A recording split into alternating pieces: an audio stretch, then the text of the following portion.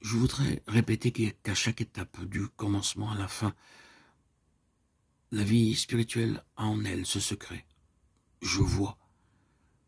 Dès le début de notre nouvelle naissance, ceci devrait être l'expression spontanée, l'exclamation de vie.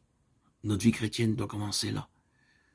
Mais tout le long du chemin jusqu'à la fin, la constante expérience de ce miracle doit œuvrer, afin que vous et moi nous soyons maintenant dans cette atmosphère d'émerveillement. Cet élément d'étonnement qui se répète encore et encore de sorte qu'à chaque fois, ce soit comme si nous n'avions jamais rien vu du tout. Mais en même temps, je peux dire aussi que d'habitude, une nouvelle entrée de l'esprit dans ce sens suit à l'éclipse de tout ce qui a précédé. Il semble que le Seigneur doive le rendre nécessaire, afin que nous venions à la place où nous nous écrions, à moins que le Seigneur montre, à moins que le Seigneur révèle, à moins que le Seigneur fasse une chose nouvelle. Tout ce qui a été auparavant est comme rien. Par conséquent, il nous amène dans une place sombre, un temps sombre. Nous sentons que ce qui a été auparavant a perdu le pouvoir qu'il avait de nous rendre optimistes, triomphants. C'est la façon qu'a le Seigneur de nous garder avançants, s'il nous était permis d'être parfaitement satisfaits avec ce que nous avons obtenu à quelques étapes, et de ne pas sentir la nécessité absolue de quelque chose que nous n'avons jamais eu. Avancerions-nous? Non, bien sûr.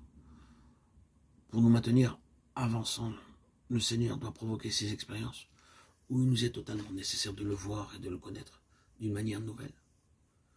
Cela doit être ainsi tout le long du chemin jusqu'à la fin. Ce peut être une série de crises, voyant et voyant encore et encore à mesure que le Seigneur ouvre nos yeux. Et nous pouvons dire, comme jamais auparavant, je vois. Ainsi, ce n'est pas notre étude, notre savoir, notre connaissance de livres, mais un esprit de sagesse et de révélation dans sa connaissance, les yeux de notre cœur étant éclairés.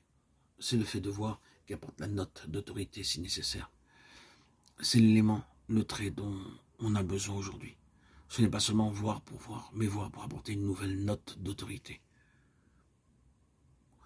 Où est la voix d'autorité aujourd'hui? Où sont ceux qui parlent vraiment avec autorité?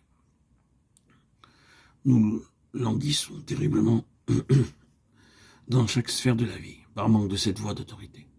L'Église languit par manque d'une voix d'autorité spirituelle, par manque de cette note prophétique. Ainsi parle le Seigneur. Le monde languit par manque d'autorité. Cette autorité est avec ceux qui ont vu. Il y a beaucoup plus d'autorité dans le témoignage de l'aveugle né lorsqu'il dit « Je sais une chose, c'est que j'étais aveugle et que maintenant je vois ». Qu'il y en avait dans tout Israël avec toute sa tradition et son savoir. Ne serait-ce pas ceux qui, dans le Seigneur Jésus, donnaient un tel poids à ses paroles? Car il enseignait comme ayant autorité et non pas comme leurs scribes. Matthieu 7, 29. Les scribes étaient l'autorité. Si quelqu'un voulait une interprétation de la loi, il allait aux scribes. Si vous voulez savoir quelle était la position autorisée au sujet de quelque chose, il allait aux scribes. Mais lui, il parlait comme celui ayant autorité et non pas comme les scribes. D'où émanait cette autorité? Simplement qu'en toute chose, il pouvait dire « je sais ». Ce n'est pas ce que j'ai lu, ce qu'on m'a dit, ce que j'ai étudié, mais ceci. Je sais, j'ai vu. Veuille le Seigneur faire de nous de ceux qui ont les yeux ouverts